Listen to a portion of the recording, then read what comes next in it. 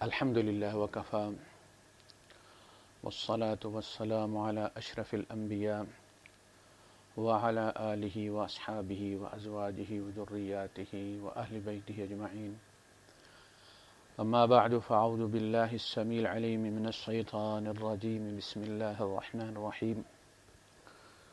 كل نفس ذائقة الموت وإنما توفون أجوركم يوم القيامة فمن زحزح عن النار وأدخل الجنة فقد فاز وما الحياة الدنيا إلا متاع الغرور. صدق الله العظيم. رب اشرح لي صدري ويسر لي أمري واحلل عقدة من لساني يفقهوا قولي. آمين یا رب العالمین. کورونا ایرا کے اندر ہم جی رہے ہیں اور آنے والے زمانے میں یہ بڑا اہم دور ہوگا جس میں ہم جیے ہوں گے. موت کا غلغلہ ہے، خوف و دہشت کی ایک فضا ہے، لیکن حقیقت یہ ہے کہ اگر کورونا نہ بھی ہوتا تو بھی ہر انسان کیپٹل پنشمنٹ لے کے آیا ہے، وہ سزائے موت لے کر آیا ہے، اور اس کو پیدا کرنے والے نے پہلے اس کی موت کا تعین کیا اور پھر اس کی عمر ناپی ہے. یہ ممکن ہی نہیں ہے کہ آپ کسی کی ڈیسٹینیشن طے کیے بغیر فاصلہ بتا سکیں. پہلے آپ طے کرتے ہیں کہ لاہور جانا ہے اور لاہور جو ہے وہ یہاں سے اتنے کلومیٹر ہے. الذی خلق الموت والحیات، اس نے پہلے موت کا دن متعین کیا، پھر زندگی کا تعین کیا کہ کتنی ہوگی، 60 سال ہوگی، 70 سال ہوگی. وہ دن معین ہوا ہے تو عمر متعین ہوئی ہے. ہر ماں مرنے کے لیے پیدا کرتی ہے بچے، ہر مکان گرنے کے لیے ہوتا ہے. گرا وہی نہیں جو بنا نہیں، اور مرا وہی نہیں جو پیدا نہیں ہوا. لہذا موت ایک فطری چیز ہے. اس طرح پیدا ہونا، بچپن، لڑکپن، جوانی، پھر بڑھاپا، یہ سٹیپس ہیں نا انسانی زندگی کے. موت بھی ان میں سے ایک سٹیپ ہے. یہ کوئی انگہانی جو ہے وہ ناگہانی آفت نہیں ہے. یہ یہ کوئی ایسا نہیں ہے کہ کسی کو آئے گی کسی کو نہیں آئے گی. اس میں جن کو بہترین علاج دستیاب ہوتا ہے، بڑے بڑے ہمارے پریزیڈنٹ اور وزرائے اعظم تو پھر بھی کسی کے سامنے جواب دیں اور ان کا حساب ہوتا ہے. وہ جن کا حساب ہی نہیں ہوتا وہ بھی مر جاتے ہیں. بڑے بڑے بادشاہ جو جہاں چاہتے اسپتال لگا لیتے ہیں. فرانس جاتے ہیں تو وہاں کا اسپتال پورے کا پورا جناب علی وہ ان کی ثوابدید پہ ہوتا ہے. امریکہ جاتے ہیں تو وہاں کا اسپتال جناب علی وہ پیمنٹ کرتے ہیں اور وہ پورا لے لیتے ہیں. پھر کیا ہوتا ہے؟ مر جاتے. یہ موت جو ہے اس سے مفر نہیں ہے. اللہ پاک نے فرمایا نا بل احیاء ولکن لا تشعرون، وہ زندہ ہیں تمہیں ان کی زندگی کا شعور نہیں. بالکل وہی کیفیت کہ ہمیں موت کا شعور نہیں، موت کا ڈر نہیں ہونا چاہیے، موت کا خوف نہیں ہونا چاہیے، اس لیے کہ یہ زندگی کا حصہ ہے، اس کی تیاری ہونی چاہیے. آپ پڑھ رہے ہیں تو امتحان کا خوف نہیں ہونا چاہیے، امتحان کا شعور ہونا چاہیے، اس کی تیاری پھر کی جانی چاہیے. اسی طرح موت جو ہے اس کی تیاری کرنی چاہیے، اس کا شعور ہونا چاہیے. یہ ایک دن آئے گی اور اچانک آئے گی. جو بہت زیادہ بیمار ہوتے ہیں وہ بیٹھے رہتے ہیں، جوان مر جاتا ہے. ہمارے اپنی برادری کے اسی طرح کے واقعات، یعنی جس بوڑھے کے مرنے کی امید سارے لگائے ہوئے ہوتے ہیں وہ بھی زندہ ہوتا ہے کہ اس کی زندگی میں 2-4 جوان اسی برادری کے پھڑک جاتے ہیں. موت کا وقت معین نہیں، اس کا مطلب تلوار لٹکا دی گئی.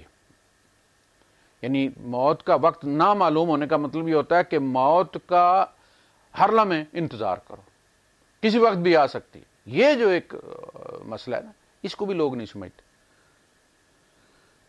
کہ موت کے بارے میں نہ بتانے کا مطلب یہ ہے کہ وہ کسی وقت بھی آ سکتی ہے۔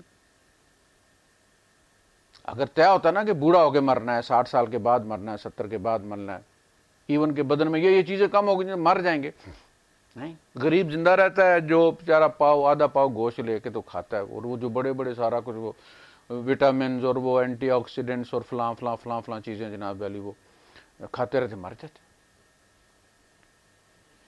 تو موت ایک شعوری چیز ہے جس کے بارے میں قرآن حکیم نے بار بار وضاحت کے ساتھ بیان کیا ہے، تم نے چکھنی ہے، تمہیں یہ آنی ہے، تم نے اس مرحلے سے گزرنا ہے، کوئی بھی ہو،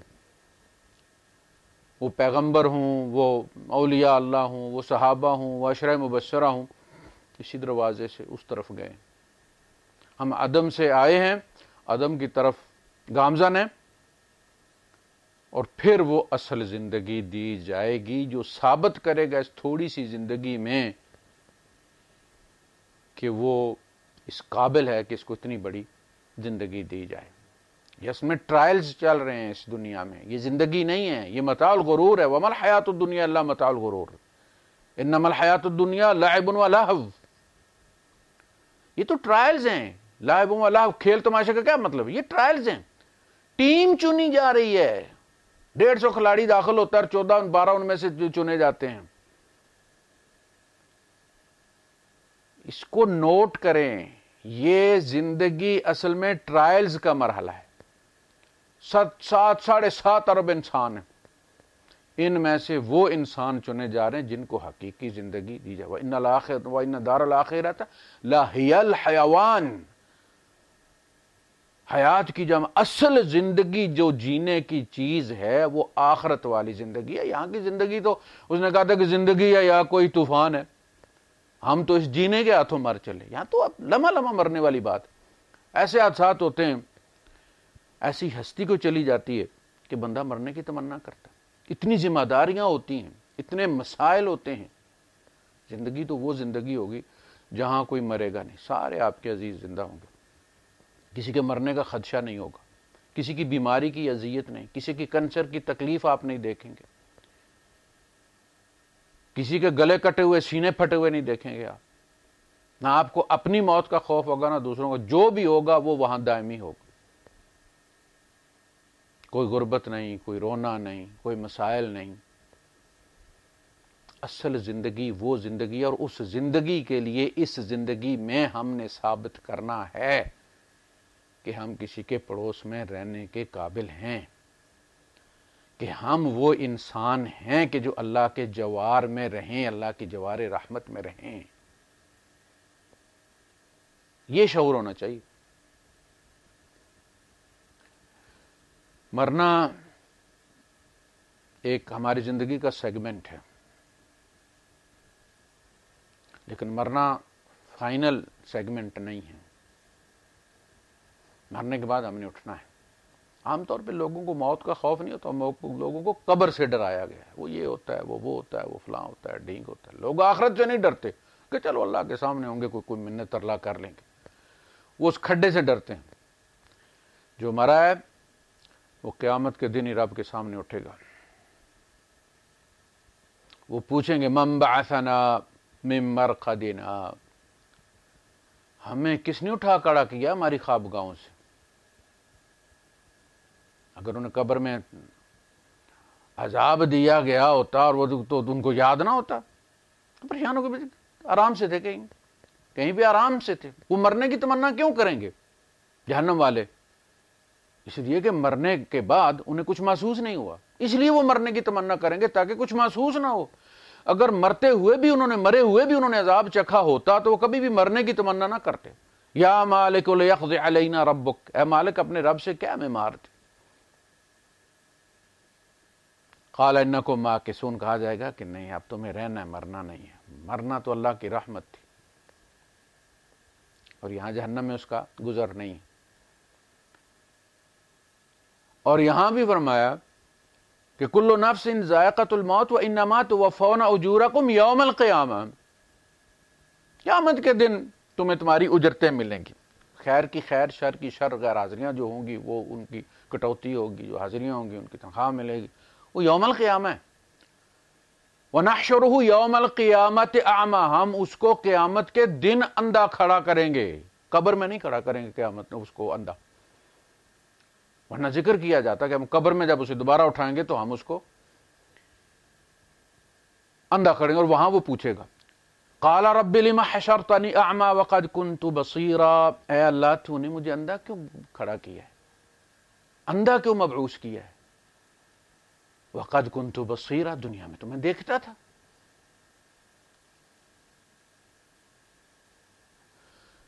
تو یہ مرحلہ جو ہے یہ لمبی ریسٹ ہی ہے، سارے ریسٹ ان پیس ہی ہیں مرنے کے بعد۔ محاسبے کے بعد پھر فیصلہ ہوگا کہ کیا ہونا اور کیا نہیں ہونا۔ تو پہلی تو بات یہ طے کر لیں کہ قرآن حکیم اس تصور کی کوئی حمایت نہیں کرتا، ڈھیر ساری آیات ہیں اس کے خلاف کہ قبر میں کچھ ہوگا۔ مرتے ہوئے نیک اور بد کے معاملے میں موجود ہے کہ جو منکر ہیں اللہ کے رسول کے، تو انہیں جو فرشتے مارنے آئیں گے وہ تند خو ہوں گے، روڈ قسم کے، اور جو مومن ہوں گے ان کے لیے جو ٹیم چنی جائے گی ریکوری والی، وہ نیک، مطلب تمیز والے، پولائٹ، سویلائزڈ، جو ان کو بڑے اچھے طریقے سے وہ بندے کو لیں گے، تسلی تسلی دیں گے اور لے جائیں گے، بس۔ اب میں نے عرض کیا تھا کہ مراقبہ موت کیا ہے؟ مراقبہ موت یہ نہیں کہ بندہ ڈردہ خوف زدہ رہے کہ ہر وقت تلوار لٹکی رہے، منہ لٹکا رہے کہ وہ میں نے مر جانا ہے، وہی کیا ہوگا، میں مکان کیوں بناؤں، مر جانا ہے، پیچھے دوسرے کریں۔ نہیں، آپ اپنی زندگی گزاریں، مکان بنائیں، بچوں کے لیے بنائیں، شادیاں کریں، ان کے گھر بنائیں، کوئی مسئلہ نہیں، وقت آئے گا تو مر جائیں گے۔ خوف کی وجہ سے یہ پہلے نہیں آتی، اور شعور کے ساتھ اس کی طرف فاصلہ طے کیا جائے تو ڈیلے نہیں ہوتی، اس نے اپنے وقت پہ آنا ہے۔ مراقبہ موت ہر وقت موت کو مسلط رکھنے کا نام نہیں ہے۔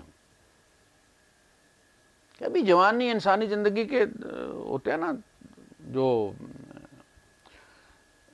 یونیورس ہوتی ہے یہ پوری، یعنی ایک بچہ اس کی اپنی ایک دنیا، ایک کائنات ہے اس کی، وہ ایک الگ کائنات میں آپ الگ کرائیں۔ اگر آپ چاہتے ہیں کہ اس کو انجوائے کریں تو آپ اس کی کائنات میں جائیں گے، وہ بڑا نہیں ہو سکتا، لیکن آپ بچے رہ کر آئیں، آپ بچے بنیں، جیسا کہ اللہ کے رسول صلی اللہ علیہ وسلم کے ایک حدیث میں ملتا ہے کہ جس گھر میں کوئی بچہ، اس گھر کے بڑے کو بچہ بن جانا چاہیے، یعنی اس کو انجوائے اگر کرنا تو پھر بچہ بن کے انجوائے کرتے، جیسے کہ اللہ کے رسول سے گھوڑا بن جاتے تھے۔ اب امام حسن حسین رضی اللہ تعالیٰ عنہما، اور وہ اسی شوق میں مسجد میں انہوں نے حضور صلی اللہ علیہ وسلم کو دیکھا سجدے میں پڑے تو سمجھا کہ نانا گھوڑا بنے ہوئے ہیں، چڑھ گئے وہ۔ میرا پوتا بھی ہے، میں گھر میں گھوڑا بنتا ہوں تو وہ مسجد میں لے جا کے جب میں نماز پڑھتا ہوں اور نیچے اس کو میں بٹھا دیتا ہوں تو کبھی کبھار ایسا ہوتا ہے کہ وہ سجدے میں ہوتا ہوں تو چڑھ جاتا ہے وہ سر والی طرف سے، سیم وہی پوزیشن۔ تو اس کی اپنی ایک یونیورس ہے، پھر جو بچپنا ہوتا ہے اس کی اپنی یونیورس ہے۔ ہم بچوں کو اپنی یونیورس کے تحت، ہم نے مر جانا ہے، ہم نے اتنے گناہ کیے ہیں، ہمیں عذاب ہونا، لہذا بچے کو ابھی سے اس کی جو ہے نا وہ مار پیٹ کر کے رکھو تاکہ وہ ان گناہوں میں نہ پڑے جن میں ہم گزر کے آئیں۔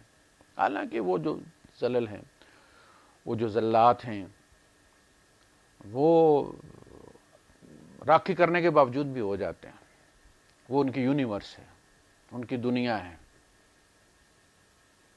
اس میں یہ سارا کچھ ہوتا ہے۔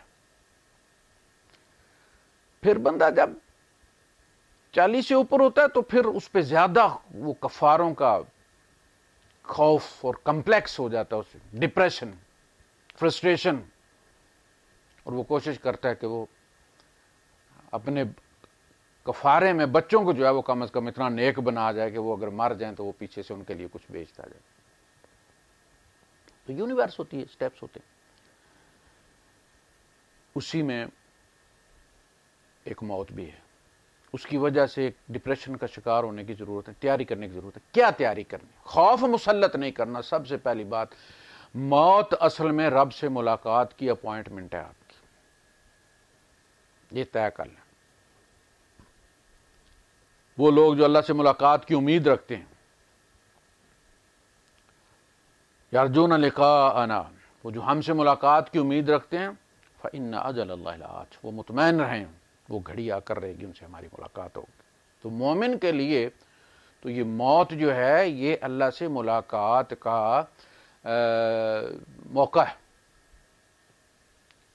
مراقبہ موت یہ ہے کہ آپ یہ تصور کریں کہ جو اس زندگی کی ذمہ داریاں تھیں وہ آپ پوری کر چکے ہیں.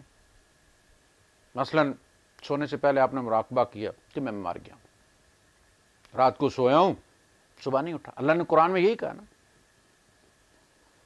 کہ کچھ روحوں کو ہم روک لیتے ہیں، کچھ نفوس کو ہم روک لیتے ہیں جن کے بارے میں طے کر لیتے ہیں کہ مرنا اس نے، باقی کو ہم اجل مقرر کرنے کے لیے واپس بھیج دیتے. تو رات کو ہم کولیکٹ کر لیتے ہیں، اس کے فنکشنز جو ہے کچھ.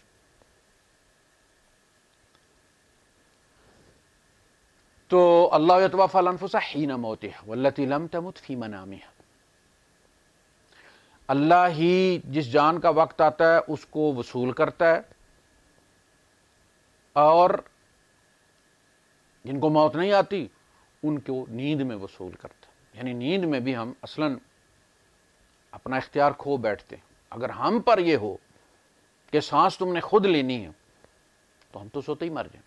یعنی ہمارے سامنے دو، یا سونا یا مرنا ہے. سو جاؤ گے تو مر جاؤ گے، جاگو.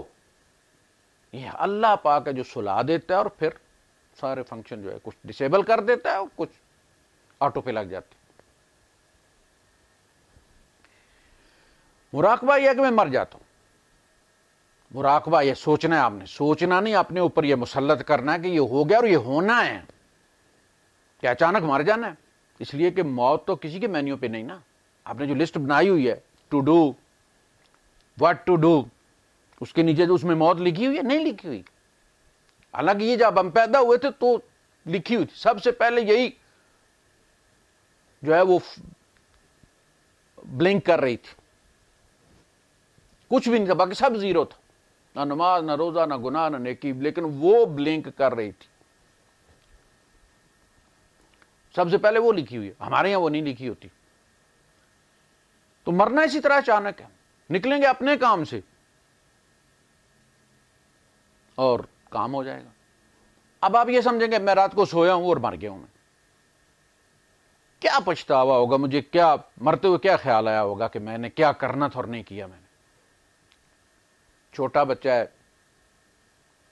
اس کی سیمسٹر کی فیس رہتی تھی، وہ تو گیا. اس لیے کہ جب آپ فوت ہو جاتے ہیں تو آپ کے اکاؤنٹ جو ہے وہ ختم ہو جاتے ہیں، سیز ہو جاتے ہیں. وہ پھر سب کو فوتگی نامہ جب چڑھتا ہے تو پھر تمام ورثاء کو، وہ بچہ، وہ بیٹا آپ کا جو پڑھ لکھ گیا ہے، جاب کر رہا ہے، اس کا اپنا بہترین مکان ہے، بیریا ٹاؤن میں اس نے لیا ہوا ہے، 2 کنال کا. اور آپ کا ایک بچہ ہے وہ بھی اسکول میں پڑھ رہا ہے، پرانے گھر میں رہتا ہے باپ کے ساتھ، جائیداد دونوں میں برابر تقسیم ہوگی. وہ جو ابھی محتاج ہے اس کو بھی اتنا ہی ملے گا جتنا وہ بیریا ٹاؤن میں جو بنا کے ولا بیٹھا ہوا 2 کنال کے اندر کوٹھی بنا کے بیٹھا ہوا اس کو ملے گا. شریعت تو یہ کہتی. یہ آپ نے سوچنا تھا کہ اس وقت حاجت مند کون ہے. وہ بڑا حاجت مند نہیں ہے، جو پڑھ رہا ہے اس کو ضرورت ہے. آپ اس کے اکاؤنٹ میں جوائنٹ اکاؤنٹ کھولیں اور اس کے اکاؤنٹ میں آپ اتنے پیسے رکھ دیں کہ بائی دا وے اگر حادثہ ہو جاتا ہے تو اس کی تعلیم کا حرج نہ ہو. بچے کی شادی ہونی ہے تو جو ہی بندہ مرتا ہے تو یہ پچھلے جو ہوتے ہیں نا، اولاد جو ہوتی ہے بے دید ہو جاتی ہے. یہ ماں کا بھی لحاظ نہیں کرتے جائیداد کے معاملے میں. اب وہ کہہ رہے ہیں بھائی آپس میں لڑ رہے ہیں کہ جی بھائی نہ بھی لڑیں تو وہ لڑانے والیاں لڑاتی ہیں، چابی دیتی رہتی ہیں. وہ کہیں نا جائیداد تقسیم کریں، وہ فلاں کریں، ڈینگ کریں. سارے پتہ یوں چلتا ہے کہ جیسے وہ ان کی سارے جو دکھ ہیں اب وہ جائیداد تقسیم ہوگا تو سکھ میں تبدیل ہو جائیں گے. وہ مارتی رہتے ہیں, چاہے بولیں نا ان کو, وہ کھا جائیں گے. اور وہ کہتے ہیں ماں کو کہ یہ تقسیم کریں, یہ مکان تقسیم. ماں بھی گھر میں بیٹھتی, مکان تقسیم ہوگا, سارے اپنا اپنے حصے کے مطالبہ کر رہے ہیں, ماں کا مطالبہ کسی کا نہیں ہو, کہ سارا زور اس پر کہ اس کو ذرا بے گھر کرو, اس کو سڑک پہ لاؤ, پھر احسان کر کے میں اپنے ساتھ رکھوں گا تو میرا کوئی احسان ہوگا ماں پر, دوسرا رکھے گا 2-4 مہینے, اس کا بھی احسان ہوگا, پھر تیسرے کے یہاں جائے گی, وہ تیسرے کے یہاں 2-4 مہینے. یعنی فٹ بال بنانا ہے اس کو, وہ گھر جس میں اس نے عزت کے ساتھ ملکہ بن کر اپنی زندگی گزاری ہے, وہ بیچنا ہے. اس کی ریٹ ختم کرنی ہے امی کی, اس کا ٹرن آؤٹ توڑنا ہے, دادا مکان.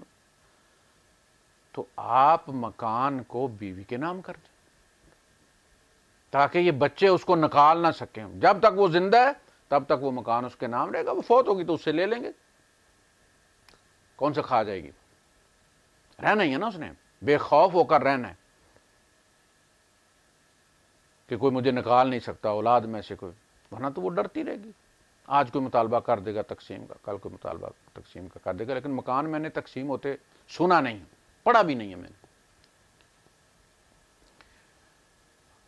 صحابہ کے یہاں جوائنٹ فیملی سسٹم نہیں ہوتا تھا, وہ اپنا الگ حجرہ بناتا تھا بچہ اور بیوی وہاں رکھ لیتا تھا, لہٰذا وہاں اس قسم کا کوئی مسئلہ نہیں ہوتا تھا. زمین کی تقسیم ہوتی ہے, پیسے کی تقسیم ہوتی ہے, باغات کی تقسیم ہوتی ہے, لیکن مکان جو ہے وہ جب تک ماں زندہ ہے وہ ماں کا ہے, بعد میں جس کو مرضی ہے وہ دے دیں, چھوٹے بھائی کو دے دیں, جس کو دے دیں, وہ آپس میں طے کر کے. تو آپ نے وہ مراقبہ بھی کرنا ہے. بیٹی کی شادی ہونے والی ہے, اس کے لیے پیسے چاہیے, جائیداد تو اب برابر کی تقسیم ہوگی, بہن کو وہ پیسے دیں گے, شادی کے اخراجات دیں گے بھائی یا نہیں دیں گے, آپ کو کیا پتہ آپ نے اپنی بہن کو کتنے دیے ہیں. تو اس کا بھی الگ کر دیں, آپ اپنی زندگی میں اتنا حساب کر کے اس کے اکاؤنٹ میں ڈال دیں, بے خوف ہو کر مرے نا آپ. شریعت تو بعد میں جب حرکت میں آئے گی تو اس کا فارمولہ تو برابری کا ہے. کوئی ماں کی گود میں ہے اور دوسرا کسی کمپنی کا مینیجنگ ڈائریکٹر ہے, شریعت دونوں کو برابر ہی دے گی. وہ یہ نہیں دیکھے گی کہ یہ تو خود ملینئر ہے, بلینئر ہے, کروڑوں کی اس کی کوٹھی ہے, اور دوسرا گود میں ابھی. شریعت یہ نہیں دیکھ, دونوں کو برابر ملے گا. یہ آپ نے سوچنا تھا, آپ نے سوچنا تھا, اور ہم نہیں سوچتے. زندگی میں آپ اپنی جائیداد کے مالک ہیں, جہاں جہاں ضرورت ہے وہاں وہاں اس کو آپ رکھ سکتے ہیں, شریعت اس سے آپ کو منع نہیں کرتی. لیکن جب ہم مر جائیں گے اور شریعت اس کو ٹیک اوور کر لے گی تو پھر اس کا قانون لاگو ہوگا, پھر اس میں آپ گڑبڑ نہیں کر سکتے برا صاحب, پھر برابر تقسیم ہوگا. لیکن آپ کی تقسیم کا موقع اس وقت تک جب تک آپ کے پاس اختیار ہے. آپ اگر وہ جائیداد, وہ پلاٹ, وہ سارے وہ مدرسے میں دے سکتے ہیں, مولوی صاحب کو دے سکتے ہیں, مولوی صاحب اس کے لیے جو ہے وہ آپ کو ترغیب بھی دیتے ہیں کہ یہ صدقہ جاریہ ہو جائے گا, فلاں ہو جائے گا, ڈھینگ ہو جائے گا, کوئی اعتراض نہیں ہوتا کسی کو کہ یار یہ دوسروں کو حق مار کے ہمیں دے رہا ہے. وہ نہیں, یہ صدقہ جاریہ, اس کو صدقہ جاریہ سب سے پہلے آپ کی اپنی اولاد میں ہے, ان کے مفادات کا تحفظ کریں. جیسا کہ اللہ کے رسول صلی اللہ علیہ وسلم نے فرمایا کہ تم اپنے اہل و عیال کو امیر چھوڑ کے مرو, یہ بہتر ہے اس سے کہ تم ان کو غریب چھوڑ کے مرو.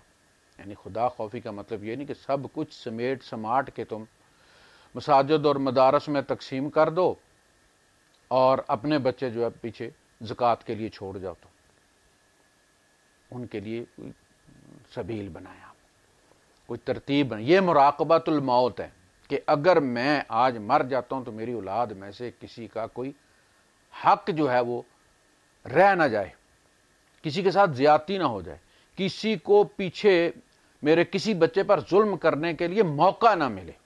جو کمزور ہے اس کے لیے آپ نے ارینج کر کے جانا ہے.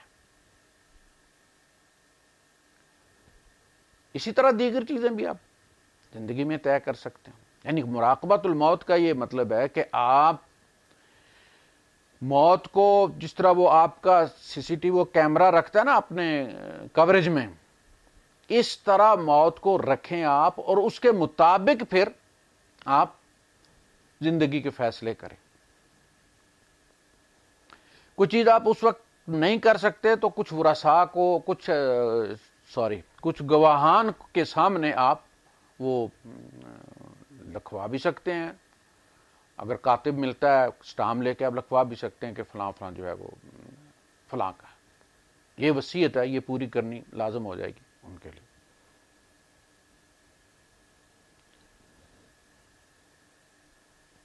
تو مراقبۃ الموت کا مطلب ہے موت کی تیاری، ہر وقت ریڈی رہیں آپ، اور وہ آپ کے سامنے رہے۔ جس طرح آپ نے جب جانا ہوتا ہے، تیاری کرنی ہوتی ہے، بیرون ملک جا رہے ہیں آپ، فلائٹ ہے آپ کی، تو جو سب سے لائق فائق بندہ ہوتا ہے نا، جس میں شعور ہوتا ہے، تو آپ مل ملیے کر وہ تو، اور وہ بار بار پوچھتا ہے بھائی فلائٹ کتنے بجے ہے، کتنے بجے ایئرپورٹ پہنچنا ہے، ٹائم کیا ہو گیا ہے، سامان تم نے پیک نہیں کیا۔ تو اللہ پاک کہتا ہے کہ تیاری کر کے رکھو، تمہاری فلائٹ کسی وقت بھی تمہیں بلایا جا سکتا ہے۔ ایئرپورٹ والے تو پھر بھی 3 گھنٹے کا نوٹس دیتے ہیں، یہاں تو فوراً ہی آ سکتا کہ چلو بھائی، اور آپ جس حال میں ہوں گے آپ کو اس کے ساتھ جانا پڑے گا۔ آپ یہ بھی نہیں کہہ سکتے کہ مجھے تھوڑی سی، وَأَنفِقُوا مِمَّا رَزَقْنَاكُم مِّن قَبْلِ أَن يَأْتِيَ أَحَدَكُمُ الْمَوْتُ فَيَقُولَ رَبِّ لَوْلَا أَخَّرْتَنِي إِلَىٰ أَجَلٍ قَرِيبٍ۔ لوگوں اس سے پہلے خرچ کر لو اللہ کی راہ میں، اس سے پہلے کہ تم میں سے کسی کو موت آئے وہ کہے، اس وقت وہ درخواست کرے کہ اللہ تو مجھے تھوڑی سی مہلت نہیں دیتا، تھوڑی سی، کیا کروں گا؟ فَأَصَّدَّقَ، میں بس صدقہ کروں گا، وَأَقُم مِّنَ الصَّالِحِينَ، اور نیک لوگوں میں سے ہو جاؤں گا۔ یعنی اس نے یہ سوچا ہوا تھا کہ بس جب بیماری ہوگی، پتہ چلے گا کہ وہ کینسر ہے اور اس سٹیج کا، اور اب میں نے مرنا ہے، تو میں یہ پلاٹ اللہ کی راہ میں دے دوں گا۔ لیکن جب تک زندہ ہوں یار، ہو سکتا ہے کہ یہ بیچ کے میں اس کے 2 لے لوں، 3 لے لوں۔ تو یہ پلاننگ ہوتی ہے نا بندے کی۔ تو اب وہ کہہ رہا کہ ہو یہ تو سارا کچھ اچانک ہی ہو گیا ہے، تو لولا اخرتنی الی اجل، کہ تو مجھے تھوڑی سی مہلت نہیں دے سکتا، فاصدق واکن من الصالحین ولن یؤخر اللہ نفسا اذا جاء اجلها۔ جب اللہ کا بندے کا وقت آ جاتا ہے تو اللہ بارگیننگ نہیں کرتا، پیسے لے کر مؤخر نہیں کرتا۔ وہ اب وہ دیر ہے، دینا چاہتا ہے لیکن اللہ لینا نہیں چاہتا، اب وقت آ گیا، چلو۔ تو اس سے پہلے تیاری کریں کہ آپ یہ کہیں کہ اللہ میرا بچہ، تجھے پتہ ہے میرا بچہ وہ چھوٹا ہے، وہ ہے بھی اللہ لوگ ہے، یہ بھائی اس کو کھا جائیں گے، اللہ تو مجھے مہلت دے تھوڑی سی، میں بس اس کا اکاؤنٹ کھلوا کے اس کے پیسے میں ڈال دیتا ہوں۔ ایسا نہیں ہو سکتا، یہ سوچنا ہے آپ نے، ابھی سے سوچنا ہے۔ جب آپ صحت مند ہیں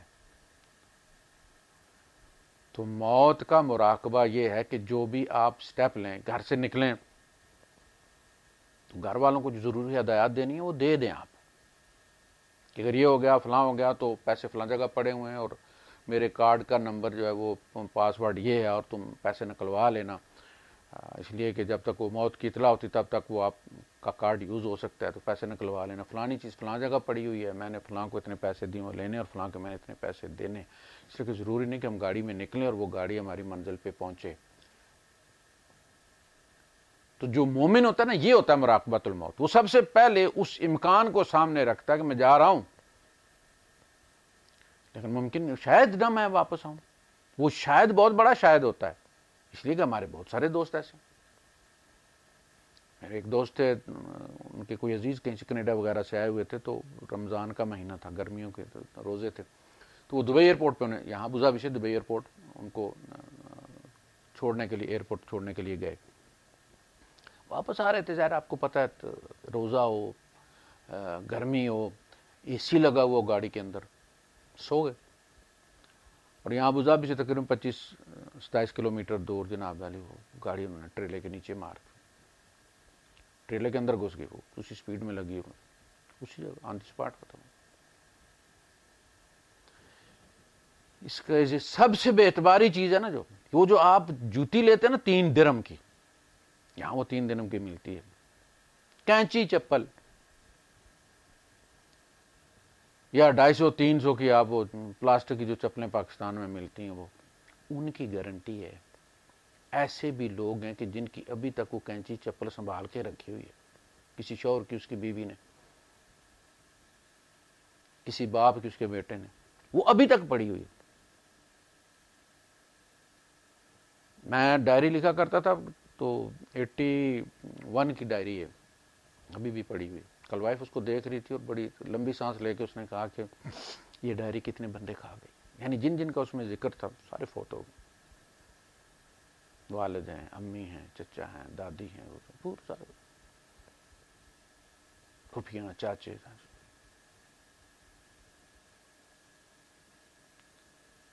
تو یہ ہمیں احساس نہیں ہوتا کہ چلتے چلتے ہمارے اندر سے ایک بندہ اٹھا لیا جاتا. دنیا بھری ہوئی لگتی ہے ہم کو.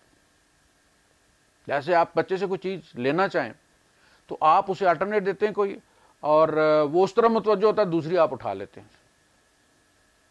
اسے شعور نہیں کہ میرے ساتھ ہوا کیا. یہی ہے ہمارا حال.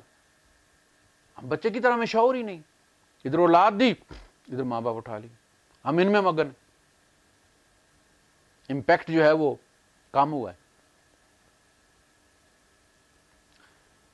تو موت کے مراقبے کا مطلب موت کا خوف مسلط کرنا نہیں ہے، بلکہ موت کی تیاری کرنی ہے اس طرح کہ جب فرشتہ آئے تو بندہ پرنا موڑے پہ رکھے اور کہے چل بھائی. مجھے کوئی افراتفری نہیں، کوئی کاش نہیں ہے میری زندگی میں، وہ سارے کاش میں پورے کر چکا. مولانا مفتی شفیع صاحب کے بارے میں تقی عثمانی صاحب لکھتے ہیں کہ وہ ہمیشہ کوئی ایسا برتن جو والدہ کے جہیز کا تھا تو وہ کہا کرتے تھے کہ بھائی یہ لے جاؤ، یہ اٹھا کے لے جاؤ بھائی. تو اماں کہتے بھائی ان کے کمرے میں پڑا ہوا ہے. ابا جی کے کون سا باہر سڑک پہ پڑا ہوا ہے، جب ایزی ہوگا اٹھا لیں گے.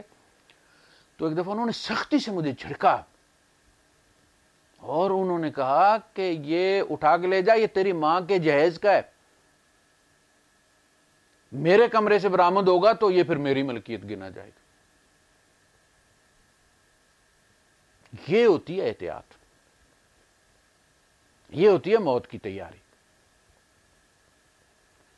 تو اس کے لیے میں پہلے بھی خطبہ بھی جمعے کا دے چکا ہوں. خدا را اس کی تیاری کریں، اور تیاری سے مراد یہ کہ تیار رہیں، توبہ استغفار کرتے رہیں، اپنے آپ کو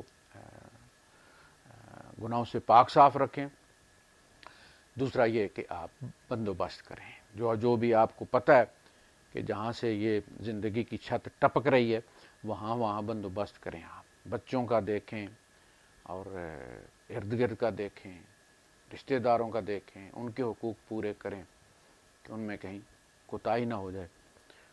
تیاری کر کے پوری ہے. میں نے عرض کیا نا کہ آپ کی زندگی میں کوئی کاش نہیں ہونا چاہیے، کوئی پچھتاوا نہیں ہونا چاہیے کہ اگر مجھے تھوڑا سا وقت اللہ پاک دے تو میں یہ کروں گا. نہیں، آپ کر لیں، آپ اس طرح کر لیں آپ کہ فرشتہ آئے اور آپ اس سے کہیں کہ چلو، اگر نہیں چلنا ہے تو آپ کہیں چلو، جیسے پہلے بندہ تیار ہوتا ہے. یہ ہے مراقبۃ الموت.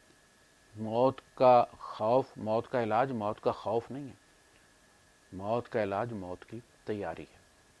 اور وہ جو ذمہ داریاں آپ کو مرنے سے پہلے کرنی چاہیے وہ کریں. وآخر دعوانا ان الحمد للہ رب العالمین.